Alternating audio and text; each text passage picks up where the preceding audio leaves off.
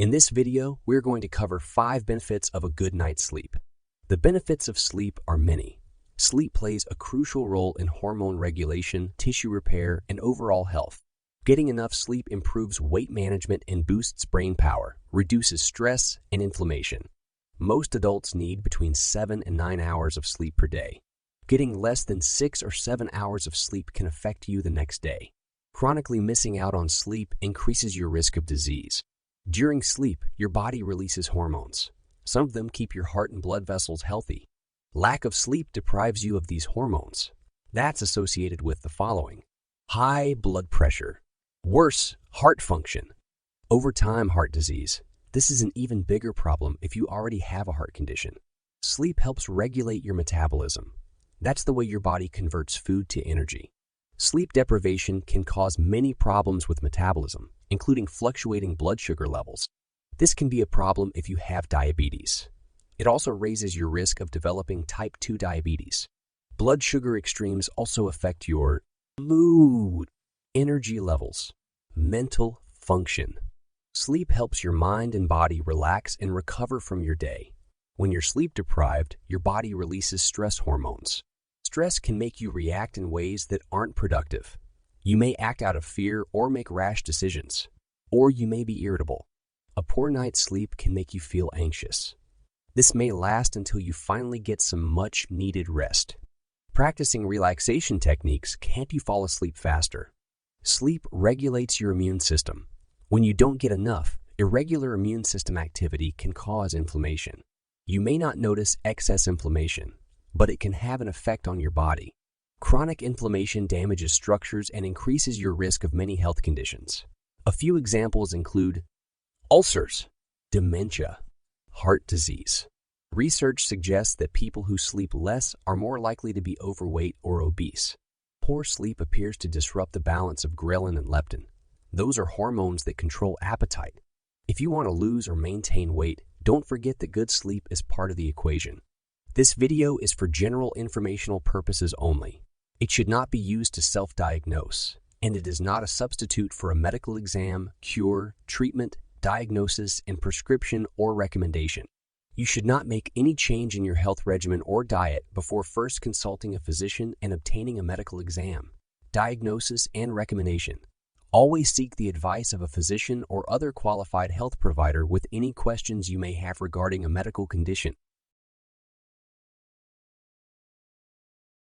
Today we're going to talk about something that's near and dear to me. Sleep should be near and dear to everybody, but I personally have to work on my sleep. I'm not one that just can hit the pillow and fall asleep like That's me. usually Ryan can. That's me, And yep. sometimes if you're in my shoes, it gets frustrating when you're lying next to someone, you can tell they just fell asleep and you're sitting there, counting your sheep. So we're gonna discuss the strategies that we use personally to help us fall asleep, and then also tie in our supplements. So first off, sleep should be the foundation of health, and all of our pillars of health fall underneath sleep. Or maybe on it. Or foundation. on it, okay. They stand on Correct. it. So if we're not sleeping properly, guys, everything gets out of whack. Most people are actually 50 to 70 million in the US struggle or have sleep disorders. Okay. 1 in 3 do not get 6 or less hours of sleep. So do not get the recommended 7 to 9 hours of sleep. Okay. 1 in 3. It's a really big deal. Yeah. These are high numbers. Right. And think of all the health conditions that can follow along with lack of sleep. Oh yeah. Well, so sleep deprivation, and this is a really big topic, and I think there's a lot of cultural aspects that play into this too. But like sleep deprivation is probably the largest risk factor for chronic disease. We're seeing a nonlinear growth and acceleration of chronic disease, right? We're also seeing a nonlinear growth of sleep deprivation. So I think the study showed like 1942, roughly back in the 40s, average sleep per night was 7.9 hours, 8 hours. Recently it's down to 6.5. And then we're going to talk a little bit about why that's so important, that we need to address those things. But chronic disease, I would start there. I would think about, okay, what's the easiest life hack, biological demand needed thing that we can do, that we can control to improve our quality of health? And I would put it right there. I'd say sleep is absolutely number one. Yeah. Lack of sleep can, put you at risk for heart disease, heart attack, heart failure, Alzheimer's diabetes, is a blood big one. pressure, Big one for stroke, cognitive decline. depression. Yeah, Think mood. about how you feel when you don't, get enough sleep. And it's actually I was reading a study that if you get less than 6 hours of sleep a night, you are 30% chance likelier to be obese. Oh, wow. I mean, that's a big deal. That is And big. it has to do with, our hunger hormones that get dysregulated when we don't get enough sleep. Yeah. So it's a really big deal. And but you're just saying hormones, like, so then why is sleep so important? Right? I don't know if we're going to go into that, but it's like when that body goes into rest, I mean, we're taking out the trash. Sure. We're committing those events from the day prior into memories. We're literally like hitting the save button on the work that we had just performed from the day prior.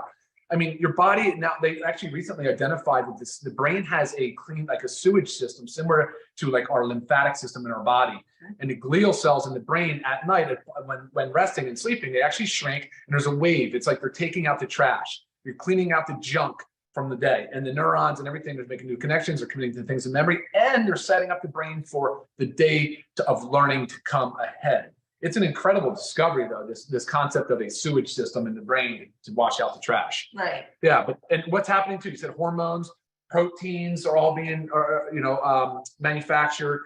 Obviously, we're seeing a lot of biochemical reactions while we're sleeping, and the sleep scientists are starting to get a better understanding of it. It's still a giant mystery. I mean, we spend a third of our lives, right? If you're doing 8 out of 24 hours, a third of our lives asleep, and and unfortunately, it seems to be that most people aren't really putting that as high of a priority as it probably should be. A couple of quick things that are of note, like the Guinness Book of World Records ban, they won't even allow people to try to achieve sleep deprivation records, right? It's just too dangerous. In rats, when sleep deprivation was, they died 20% faster than starvation. And there's a lot of studies that they've used lab rats for, and it's quite unbelievable actually when you start looking into the studies that have been done. I mean, it's very conclusive, it's without a doubt. So, which just shows you that we really need to make this a priority in our lives. Yeah, you need to shut your body down earlier. If you're working up right until the last minute, or you take phones in the bed with you. Anything that can disrupt. We really have to focus on falling asleep and staying asleep. I think that's a good time to say that let's take our approach today to a practical application. Instead of going into sleep cycles, brainwave, the different waves, the sleep science, and all the different things to do with like the sleep science, I think we should go into more of a practical approach of, look, we are no authority in the space of sleep, right? We're not sleep scientists. But from a practical perspective, we invest a lot of time and energy and actually money into getting a good night's rest. So I think that's a good way to look at today's sort of Zoom, is to make sure that we cover the things that work for us. And at the end of this, I just hope that you guys can take home something that might improve your sleep or loved ones. For sure. A few things that are a little bit of common knowledge to avoid prior to sleep. So first of all, caffeine. We know that it's going to disrupt our sleep. Ryan is extra sensitive to caffeine, so he knows he has to cut himself off a little bit earlier in the day. But, way earlier. Right. Usually a good rule of thumb is, 2 p.m. Don't have any caffeine after 2 p.m. That's tough. I personally do noon. Yeah. And then you're sometimes. So, let's look at caffeine though, because that's such a prevalent, sleep disturbing chemical, right, that we use.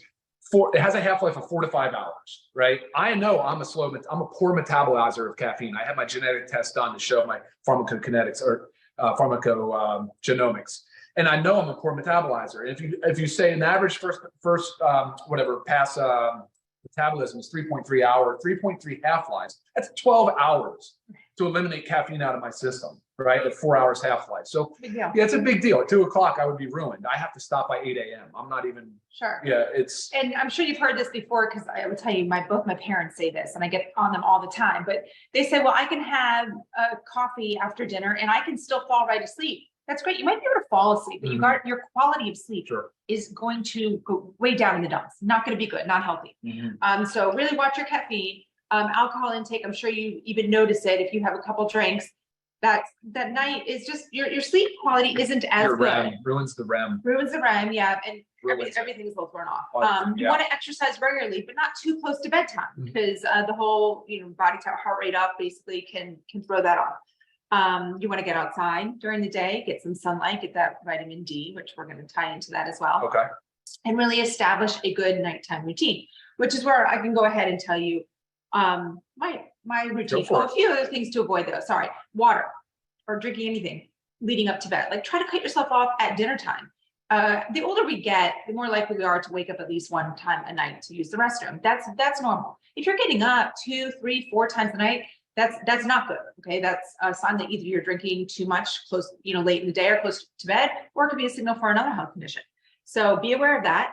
I like to just kind of cut myself off at dinner, maybe have little small sips to wet the palate.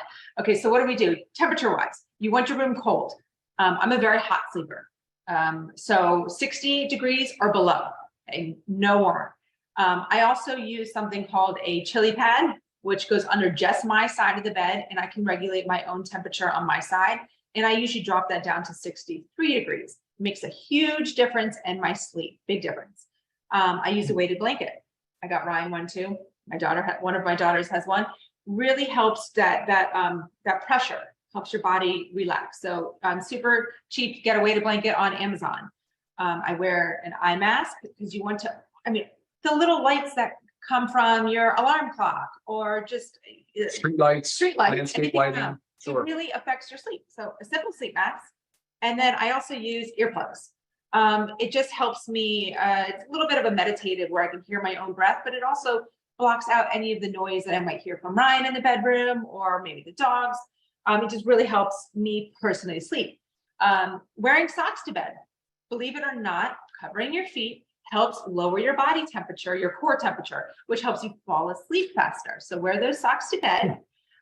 Essential oils. Okay, I love my roll-on essential oil, has a blend of lavender in it. I put that on my wrist and the back of my neck and my belly button before bed, helps sleep great. And then if you're really struggling, sometimes that whole counting sheep thing. So I do box breathing. If you've never heard of box breathing, think about your box. So you inhale for a count of 4, hold for a count of 4, exhale for a count of 4, hold for a count of 4. And you kind of just repeat that, and sure enough, you're going to find yourself sleeping. We also sleep on a grounding mat. So if you've heard of grounding or earthing, you can also just get outside, walk barefoot.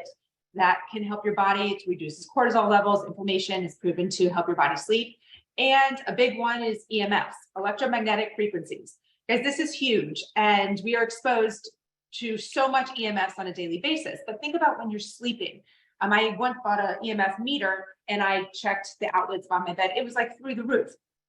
So I actually have a pillowcase that blocks EMFs, but you don't want to have your phone in your room. And if you do sleep with your phone or your laptop or something in your room, have it on airplane mode or have it completely off away from your bed, because that really, really, really disrupts your sleep, not to mention a whole slew of other health conditions that go along with it. If you are one that uses a phone in bed, maybe for reading or a Kindle or iPad, you can use your blue blocker nighttime glasses. Okay, this really helps block out all the blue light, all the light. It's kind of difficult a little bit to read, but there's a lot of studies that also, or science that also shows that if you put these on a couple hours before bed, your sleep quality goes way through the roof. And the biggest thing is when you set your bedtime, set it and commit to it. We are committed to getting into our room in bed around 8:15. I know it's early, but we get up early, so it works for us. But you've got to commit to it. You can't get tied up watching a show. You've got to say, this is my bedtime, just like a child. This is bedtime, we're going to bed. So, and that's, of course, then I use my supplements, as Ryan's going to tie in. I always take my 2 magnesium right before bed, my CBD oil 30 minutes before bed, my vitamin D first thing in the morning, and I always get my greens in, and Ryan's going to take you. Yeah, okay, so I'm just going to do it really quick for how I do. So I'll start with the morning. First thing I wake up is very early. I try to get the first light. So I try to let my eyes, my retina get exposed to natural light as early and as fast as possible. It sort of starts to set up that sleep awake cycle, suppresses melatonin early, and then obviously sets me up for a day of productivity and action. So, all right, when I first get up though, I will spend some time reading and doing some things before I get going. Then exercise comes into play. I'm not laying out exercise supplements or anything like that today, but that's a whole different category. So once I get done my exercise, once I break my fast with food, a little bit of fat in my food, I take my vitamin D supplement. So D3K2, fat soluble. It's involved, the vitamin D is involved in the sleep and awake cycle. They call it the sunshine vitamin. Our body makes vitamin D in response to sunlight. And it does something to do with the pineal gland in the brain, where it basically tells and suppresses the melatonin secretion early in the day, and it sets it up for, like I said, that sleep and awake cycle. And so circadian rhythm, of course. All right, as we go out throughout the day, I am hydrating. I'm probably, like Lisa said, at 75% hydrated with my water goals by probably 12 or 2 o'clock, whatever. I'm loaded. I'm heavy in the morning. And then my super greens are in the day as well. I like super greens because we're not going to go heavy into this today, but on the stress sleep connection. But the ashwagandha, okay, we have KSM 66, USDA certified organic ashwagandha, and it's an adaptogen, so it helps the body manage and work with high loads of stress, and can set you up for maintaining yourself properly throughout the day. CBD at nighttime, like Lisa talked about, but the magnesium I do slightly different. So the magnesium, I'll split the 2 capsules. I'll take one at lunchtime and then another right before bed. Magnesium it's paired, it's conjugated with glycine. Now, glycine is an amino acid. It's also been shown to be beneficial in the sleep cycle. So the magnesium, though, as a mineral by itself, has an interesting biochemical kind of relationship with sleep. It works on the GABA receptor, which is the major inhibitory receptors in the brain that the same pathway as Ambien, like prescription drugs, work on. And so that basically tells the body it's in a rest. It's sort of in the parasympathetic nervous system is engaged. It's the rest, it's the digest, it's the body's getting ready for sleep. And it also has a trigger for melatonin. And magnesium's involved in over 300 biochemical reactions. So certainly it's involved in a lot. And we know it is involved with sleep and the brain. So that basically kind of covers the sleep supplements. As I'm getting ready for bed, like Lisa did not mention, though, our dinner is at least 2 hours prior to sleep. We really shoot for an early dinner. Those nights that we miss it, and it will happen. I mean, nobody's perfect. We're not so rigid that we make ourselves crazy, Right. So, but trying for that 2 hour, at least 1 hour before bed, minimum, so 2 hours is a good goal. And then we're getting ready for bed, and the blue light exposure, getting the kids to sleep, managing our stress of the day, decompressing from the day. Yeah, all that stuff's super important. That's why the breathing techniques work too. But getting the air temperature set properly, all very, very important stuff. So Lisa had some great advice there. There's physical, anatomical issues some people have. There's hormonal imbalances that some people have. For me, like, I've got massive amounts. I have my septum is deviated in multiple places. I have a collapsed nasal passage. I mean, it's just crazy. So I have to wear, for the people that snore and have trouble with the nasal breathing, just due to whatever, sports injuries, broken nose multiple times, I actually have nose vents. These are little silicone vents you can get on Amazon. Insert in the nose, can keep the airway open. They're a similar idea and concept to the clear passage or these nasal strips, right? To just kind of open the passageway. I do the same thing. I work through my breathing. I don't like getting up throughout the night, so I try not to overconsume any beverages late. Alcohol, of course, like Lisa said, in moderation, very infrequently throughout the week, 1 to 2 days, on whatever it is, but you're not doing a lot of it. And then, I think that pretty much covers my routine. Right. Yeah. And talk a little bit about, if you want to know a little bit more about ways to track. I have my Aura ring here that I use. I'm not religious about it because I don't want to be. I don't want to be so strict about it. But I have lots of check-in weeks where you really want to help perfect your sleep and your sleep cycles. Yeah, that's right. Absolutely. I do wear an Aura ring as well. There's the Whoop. There is the iWatch. There's a lot of wearables. And you can get a cheap wearable online. But to simplify the numbers, because that's one thing that I got a little bit too obsessed with, and I just try to simplify it, is 2 hours of your 8 should be REM. 2 hours of your 8 should be deep sleep. And then that remaining 4 hours, if you're calling it an 8-hour sleep, the remaining 4 will just be a light sleep. And then assuming there's a few wake ups in the night as well. Mm-hmm. And I think that's just a good normal way to look at it. 2 hours of REM and 2 hours of deep is a tough goal to hit. Yes. It's not easy. I'm not hitting 2. And when I do, I look for the supplements that work the best. And I would say for sure that the magnesium has been a big player in that. Right. Yeah, absolutely. And just remember, everybody's different. So you guys have to try what works for you. It's really about experimenting with things. Yeah, no, it's a huge topic, guys. And I really hope this, at least there's a simple takeaway message of get 7 to 9 hours of sleep. Let's start there. If you're already doing that and you're really trying to dial it in, listen to some of the things that Lisa said. And if you have any suggestions, please let us know. Send us an email or whatever other way of messaging. And if you are getting 7 to 9 hours, guys, but you don't wake up feeling rested, you really should track your Track sleep and see what sleep stage you're missing, because you could really be deficient in one of those sleep stages that you've got to work on. Because if you're sleeping 7 to 9, you should wake up feeling like a rock star. Yeah, absolutely. And sleep apnea, of course, we've all heard about the risks associated with sleep apnea and heart disease and all the different things and the problems with that. So I did actually try, I tried the machine, but the machine just didn't work for me. Right. Oh, and there's one other thing I did mention too, is regular sauna use. If you have access to a sauna or a hot tub, using one actually before bed really helps your sleep. I know Ryan can usually have the time to jump into sauna in the evening, and he notices that his sleep is like amazing after that sauna. So if you have access to one, go for that as well. Anything coming up? Geez, so much coming up. Yeah. So what are you hinting at? So I know things have been leaked out and dripped a little bit. That was not my doing, but yeah, there is a slow release sleep aid that we've developed. It's a patch, and I love it because when you go to sleep, we're not asking you to drink anything, we're not asking you to chew anything, we're not, and so what we're trying to do is put something on. It's a slow release mechanism that can help you sleep through the night, and I think you guys will really enjoy it. So that's getting closer. And another one that we're working on too, but we're not going there yet. So other things, because sometimes, you need that extra help to help get that quality sleep. And we are doing that for you guys. All right, guys, let us know what works for you too. Question? Yeah, question. Oh yeah, I'm sure there are. Hit some up top. Q&A.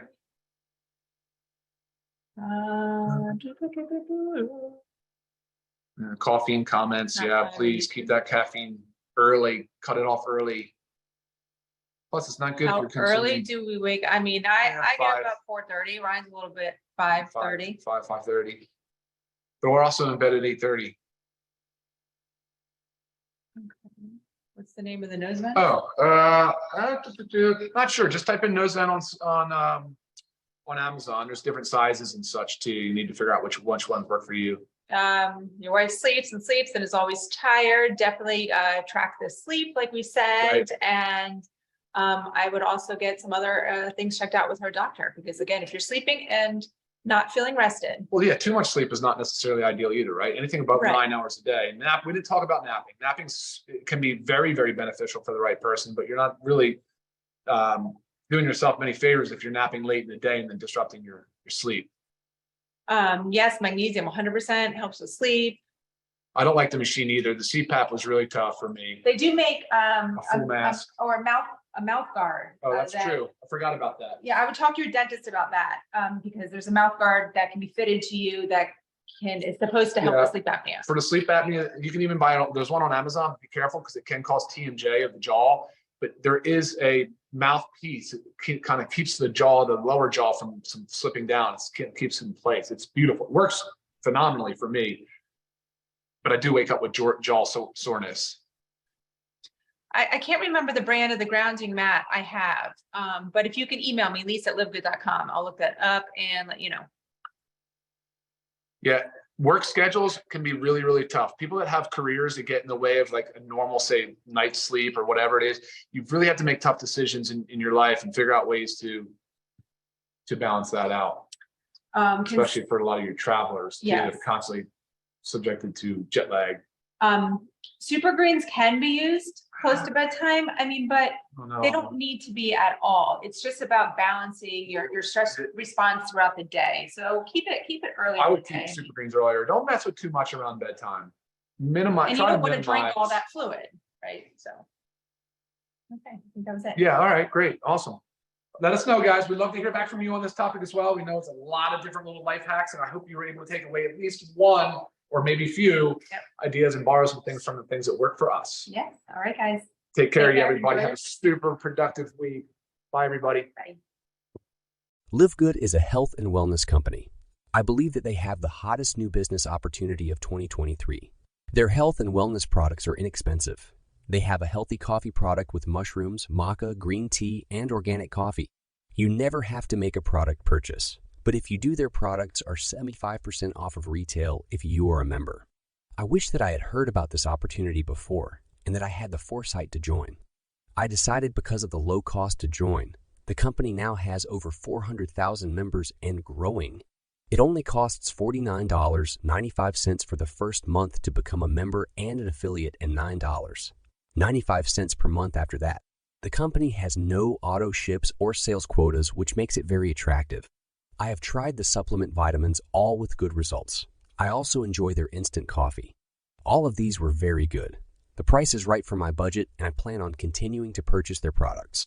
Other things that I like about LiveGood: they have a great recruiting system. The LiveGood tour system follows up with tour takers while doing an excellent job of explaining the business. Of course, their compensation plan and all the ways that you can earn are amazing. But I won't go into them here in this review, as I'd like for you to take a tour of the business.